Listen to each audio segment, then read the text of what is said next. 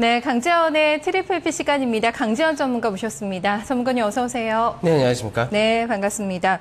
급락 이후에 좀 뚜렷하게 좀 기대했던 반등은 안 나오고 있는 흐름이죠. 네, 아직까지 시장에서 실적 시즌 이 이슈 말고는 특별히 새로운 이슈가 나오지 않기 때문에 시장에서는 아직까지 뭐 뚜렷하게 반등이 나오거나 강세 뛰거나 그런 흐름은 없고요. 계속해서 좀 지루한 모습이 이어지고 있다라고 보셔야 될 것 같습니다.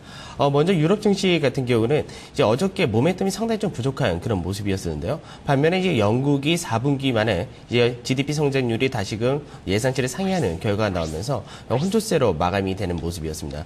독일은 이제 강보합 정도로 마감이 됐고요. 프랑스가 0.4%, 영국도 마찬가지로 보합권 정도에서 마감, 그리고 이탈리아가 1% 정도의 하락세를 보이는 등 전반적으로 혼조세로 마감이 되는 모습이었었는데 이제 업종별로 보게 된다면은 통신주들의 하락이 좀 두드러지게 나타났었고요. 그 외적으로 거의 종목별 장세가 좀 나타났다라고 보시면 될 것 같습니다.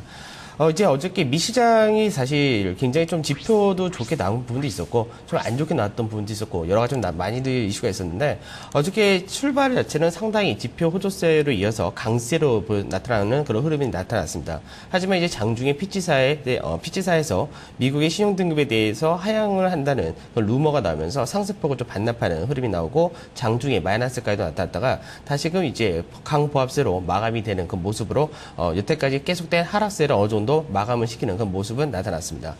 다우지수와 나스닥, S&P 모두 0.15에서 0.3% 정도의 강보합으로 마감이 되었고요. 실적을 양호하게 발표를 했었던 P&G를 비롯해서 마이크로소프트사의 이제 새로운 윈도우 8이 출시된다는 점에서 컴퓨터 관련주를 비롯한 기술주가 좀 강세로 마감이 되는 모습이었습니다. 네, 그래서 지금 뭐 상승 하락 재료가 혼재돼서 나오고는 있지만 그동안에 좀 급락이 나타났기 때문에 심리만 일단 괜찮다면 오를 만한 그래도 재료는 좀 있었던 것 같거든요. 이번 시장에서는요. 이렇게 좀 흐름이 나타난 이유가 뭘까요? 그리고 피치 쪽에서도 신용등급 강등 루머가 또 괜히 좀 나오진 않았을 것 같다 이런 생각도 들거든요. 왜 이런 얘기 나올까요? 아무래도 이제 피치사에서 신용등급이라는 이런 이야기가 나왔던 부분이 가장 크게 작용된 것이 재정 절벽 이슈일 텐데요.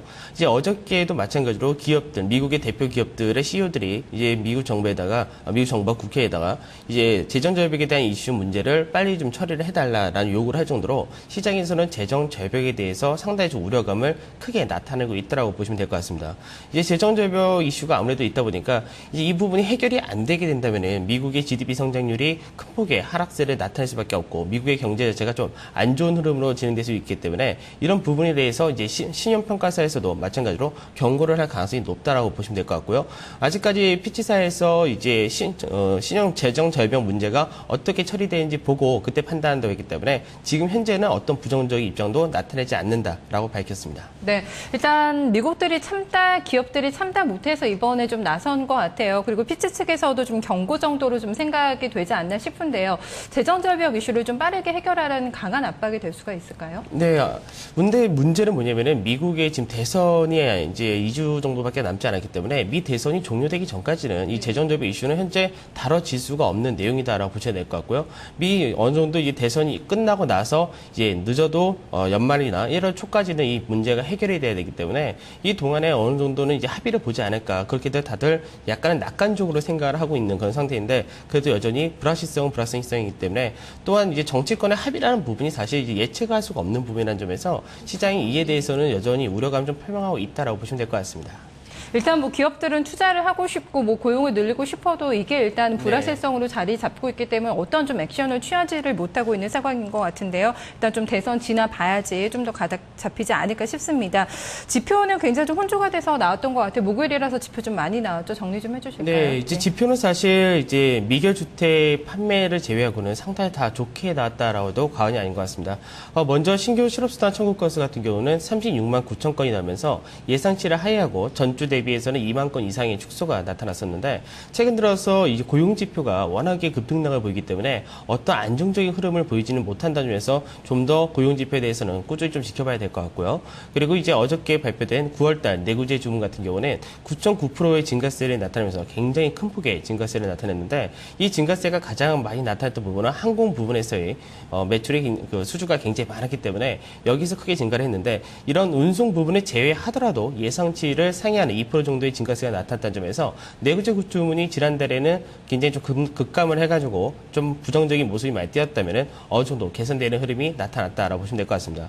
사실 이제 어저께 미 시장도 이런 두 가지 재료를 가지고 처음에는 급등세가 나타나기도 했었는데 이제 시간이 지나면서 아까 말씀드렸던 피치사의 문제가 시장에서의 상승폭을 좀 축소시키는 그런 문제도 있었고요. 그리고 이제 미결 주택 판매 같은 경우는 예상치 좀 전망 자체가 상당히 좀 높게 잡아져 있었는데요. 그 전망치를 이제 좀 충족하지 못하는 0.3% 정도의 증가세를 보이다 보니까 이 부분이 이제 시장에서 경제지표 혼조세로 마감이 되는 그런 모습을 띠게 되었습니다. 그 외적으로 이제 어저께 마이크로소프트사의 윈도우 8이 공개가 되었는데 사실 이 부분에 대해서 시장에서 기대감이 좀 상당히 많이 우리나라 시장에서도 작용을 했던 그런 모습이 있었습니다. 이제 공개하고 나서 이제 다시 이 부분에 대해서 이제 성공할 것이다 또는 실패를 할 것이다 여러 가지 또 말들이 많은데 결과는 뭐 지켜볼 수밖에 없는 그런 내용이고 이런 부분이 이제 인텔이라든지 IBM 같은 이제 컴퓨터라든지 반도체 같은 기술주들에 대해서 반등을 할 수 있는 모멘텀을 줬다는 점에서 어저께 필라델피아 반도체 지수가 1% 이상의 강세로 마감된 그런 배경이다라고 보시면 될 것 같습니다. 그리고 이제 S&P사에서도 마찬가지로 프랑스의 은행 세곳 BNP 파리바라든지 크레디콜 제가 갑자기 생각이 안 나서 은행들에 대해서 신용 등급을 강등했는데요. 이 신용 등급을 강등한 배경에 대해서 프랑스 은행 산업에 대해서 리스크가 커지고 있다라는 부분에서 은행들에 대해서 신용 등급을 강등했다라고 보시면 되겠습니다. 네. 일단은 좀 프랑스 쪽에서도 좀 우려되는 사과학이 펼쳐지고 있는 것 같습니다. 그동안에는 좀 예외가 됐었어요. 워낙에 그리스랑 스페인 얘기가 시끄럽다 보니까 조금 한쪽에 치우쳐져 있었는데 다시 좀 부각이 되고 있는 것 같거든요. 상황이 안 좋은데 또 프랑스 얘기가 나오니까 좀 더 불안하지 않은가 싶어요.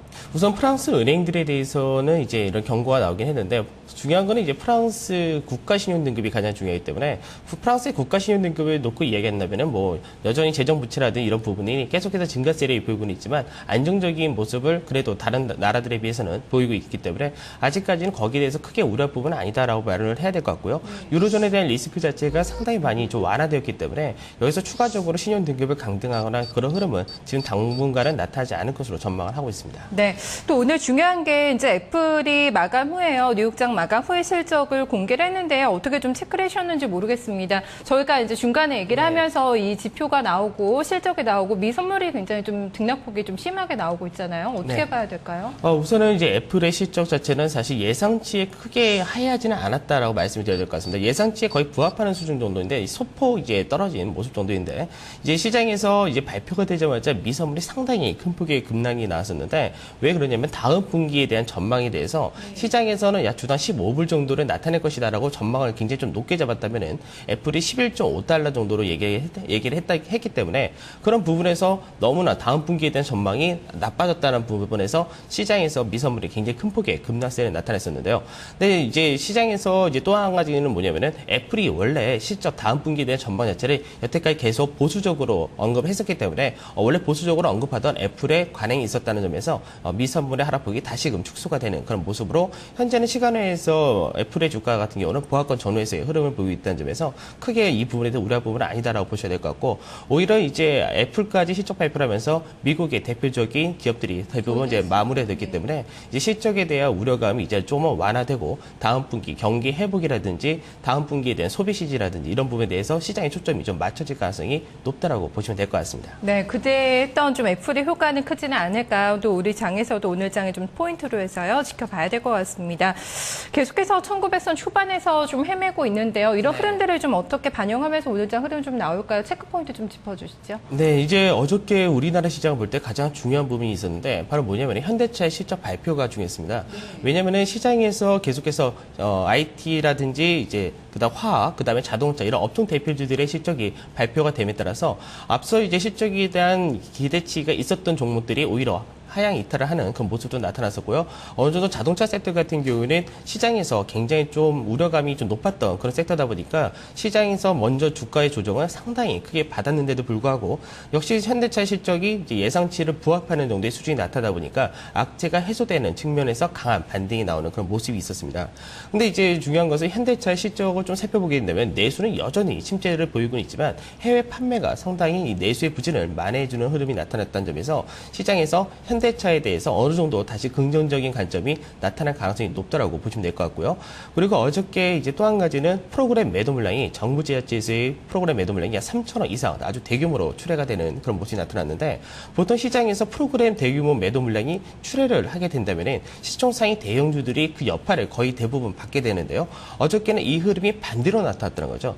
오히려 프로그램 매도 물량이 상당히 크게 출회가 되었는데도 불구하고 삼성전자를 비롯해서 시총 5개 5위 안에 들어간 종목 중에서 현대차, 기아차, 그리고 현대모비스 이런 자동차 섹터들이 강하게 반등을 하다 보니까 프로그램 매도 물량을 이제 기관 투자자와 외국인들이 대부분 소화를 해주는 그런 모습이 나타났다는 면에서 상당히 시장이 이제 어느 정도 하방 경제성은 확보되었다라고도 볼 수 있을 것 같습니다.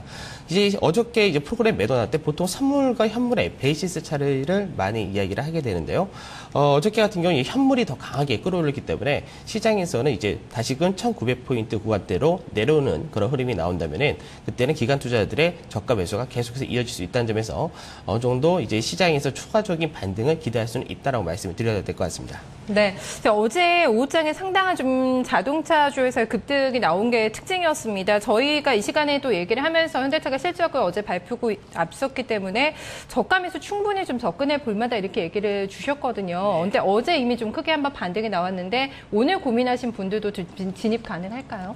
우선은 이제 자동차 섹터 같은 경우는 어저께로 시장에서 단기 바닥을 쳤다고 볼 수가 있기 때문에 이제는 자동차 섹터가 조정 시마다 분할 매수는 가능하다라고 말씀드리고 어저께 저점 대비해서는 사실 5에서 7% 정도대의 강세를 보였기 때문에 바로 쫓아가시기에는 좀 무리가 있다라고 말씀을 드려야 될 것 같습니다. 네, 일단 밀리면은 아직까지도 좀 매수할 만한 그런 타이밍이라고 좀 보고 계신 것 같습니다. 이제 트리플 P를 정리를 해보겠습니다. 어떻게 또 오늘장 전략 가져가야 될까요? 네, 우선은 시장에서 이제 실적이 발표가 된 기업들 그리고 실적이 발표되기 전에 바로 이제 먼저 하락세를 많이 보였던 기업들이 실적 발표를 하게 되면은 그런 불확실성 좀 해소하는 그런 모습이 나타나고 있기 때문에 이런 부분이 오늘도 이제 나타난다는 점에서 좀 주목을 하셔야 될 것 같은데 먼저 이제 IT 섹터 같은 경우는 기관과 외국인들의 매수세가 꾸준히 유입이 되고 있기 때문에 IT 섹터에 대해서는 굉장히 좀 긍정적인 관점을 그대로 가져가시도록 하시고요. 그리고 이제 시장에서 낙폭 카드주들이 이제 반등이 나타나는 흐름이 어저께 자동차 섹터와 바로 건설 섹터에서 나타났기 때문에 오늘도 마찬가지로 이런 낙폭 카드 섹터, 건설 쪽에서도 한번 타이밍을 볼 수가 있다라고 말씀을 드리도록 하겠습니다. 특히나 이제 오늘 같은 경우는 이제 SK 이노베이션도 이제 발표가 되는데요. SK 이노베이션은 정유 섹터에서 처음으로 실적을 발표하기 때문에 이런 정유 섹터에서도 예상치에 부합하는 결과가 나오는지 여부에 따라서 이제 SK 이노베이션이라든지 GS라든지 SOL 같은 이런 정유주도 반등이 나올 수 있다는 점에서 낙폭 가대주들에 대해서 관심 좀 가시라고 말씀드리겠습니다. 네, IT 같은 경우에는 꾸준하게 얘기를 해주고 계신데 워낙에 또 범위가 종목들이 넓어서요. 최근에 보면은 좀 예상 3분기나 4분기 쪽에 좀 실적이 좋아지고 있는 종목들이 좀 눈에 많이 띄고 있는데요. IT sek터 가운데서는 어떤 종목 좀 탑픽으로 보고 계실까요? IT에서는 이제 누가 뭐래도 삼성전자가 가장 탑픽이 될 수밖에 없는 것이 실적이 우선 뚜렷하게 뛰어나고 있고요. 앞서 이제 배심원 평결 자체를 최악으로 받아놨고 지금 최근의 흐름을 보게 된다면은 애플이 오히려 특허가 몇 개 취소가 되고 삼성전자 유리한 쪽으로 많이 의견이 발표되고 미국을 제외한 나머지 국가에서도 법원 판결이 대부분 삼성전자 쪽으로 손을 들어주고 있기 때문에 이제 IT 섹터에서 사실 삼성전자가 제일 좋다고 말씀을 드려야 될 것 같고요. 그 외적으로 4분기에 어느 정도 실적이 개선되는 부분에서 오늘 이제 삼성 SDI도 실적 발표했는데 삼성 SDI가 실적이 이제 긍정적으로 발표가 되고 2차 전지 시장이 계속해서 태블릿 PC라든지 이런 쪽에서 호조세를 보이기 때문에 이런 대형주 섹터가 좀 더 낫다라고 말씀을 드리도록 하겠습니다. 네, 이전보다는 낙폭과대주 공략해서 좀 수익을 내자는 부분에 조금 더 힘을 줘서 말씀해주고 계신 것 같아요. 어떤 종목 오늘 볼까요? 네, 앞전에 이제 낙폭과대주 하이닉스를 드렸었는데 하이닉스는 이제 어저께 단기적으로 목표 왔었는데 지금은 이제 거의 그런 식으로 낙폭과대주에 대해서 너무 큰 목표를 잡지 마시고 한 8% 내외의 목표를 잡고 움직이신 것이 좋겠다고 말씀드리겠는데요. 오늘은 이제 건설주에 대해서 건설주를 하나 말씀을 드리도록 하겠습니다. 현대건설을 말씀드리도록 하겠는데요. 현대건설 같은 경우는 이제 오늘 실적 발표가 있습니다. 근데 어저께 삼성 엔지니어링이 먼저 건설주 중에서는 실적 발표를 했는데 삼성 엔지니어링도 마찬가지로 낙폭이 크다 보니까 실적이 발표되고 나서 오히려 반등이 나오는 그런 흐름이 나타났다는 점에서 오늘 현대건설도 반등이 충분히 나타날 수 있고 최근 들어서 현대건설은 그나마 외국인들의 매수세가 굉장히 강하게 들어온 종목이다라고 보시면 되고, 자회사인 현대 엔지니어링이 상장이 이제 나타날 가능성이, 상장을 할 가능성이 높기 때문에 그런 부분에서도 모멘텀 좀 가지고 있다라고 보시면 될 것 같습니다. 차트를 보면서 타이밍을 보도록 하면요. 최근 들어서 이제 단기적인 58,000원대 자리에서의 갭을 메우고, 그리고 나서 이제 현대건설은 반등세가 나오는 모습인데요. 반등이 나오면서 지금 현재 거래량의 증가세가 꾸준히 이어지는 모습이기 때문에 이런 흐름에서 추가적인 반등 가능성이 높다는 점에서 오늘 이제 매수를 한다면은 이제 오늘 매수는 61,100원에서 61,600원 사이에서 매수라는 쪽으로 말씀을 드리도록 하고요.